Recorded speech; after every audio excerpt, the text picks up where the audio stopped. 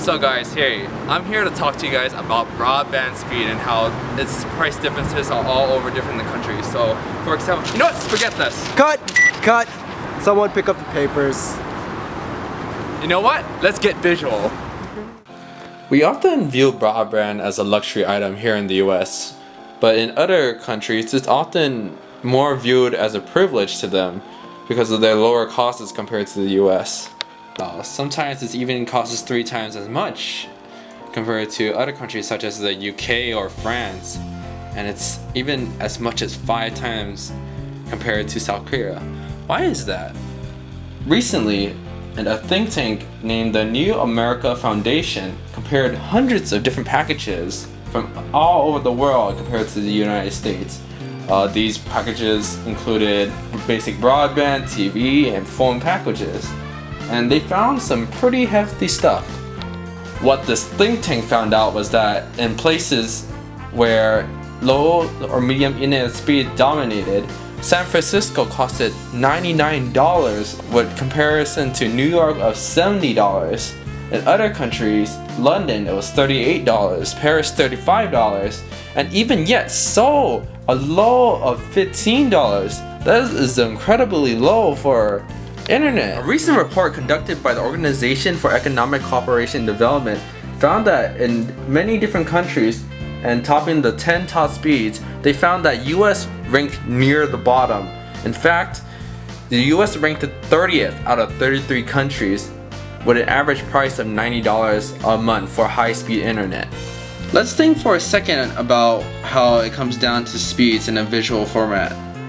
Here, we have someone representing Seoul, South Korea, another one for Paris, another one for London, and last but not least, the US. Alright, so let's think about this for a second. If we threw more money at the US, we would expect the US speed to go faster, right? The answer would be yes, but the difference is of spending so much money for such a small benefit completely narrows it out when you compare it to the other competitions. For high-speed internet, Americans will be paying over $90 for a 45 megabit connection versus UK where you would only spend $30 and you would get a 60 megabit connection. In Japan, even lower, we get $25 for a 45 bit connection. And even lower, we have South Korea, $18 for a 100 megabit connection. So what are Americans doing to help make life better for themselves? Well, the answer lies in Kansas City, Kansas, where residents are enjoying a high-speed fiber network provided by Google called Google Fiber. Google is pricing their fiber network cable for $70 a month for a gigabit connection. That's 1,000 megabits per second.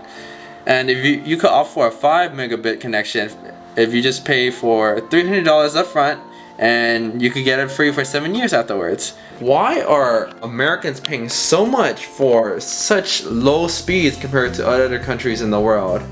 Susan Crawford, a former assistant to Obama administration, she told us that Americans pay so much because they don't have a choice. Here in San Francisco, it seems to be particularly expensive. Here we have Mitch Evans, who pays $200 a month for internet, TV, and unlimited voice phone calls. I pay $200 a month for TV, internet, and unlimited voice phone, but I've been paying it for 23 years, so I guess I'm used to it by now. It's just a small price to pay for such a wonderful place to call home.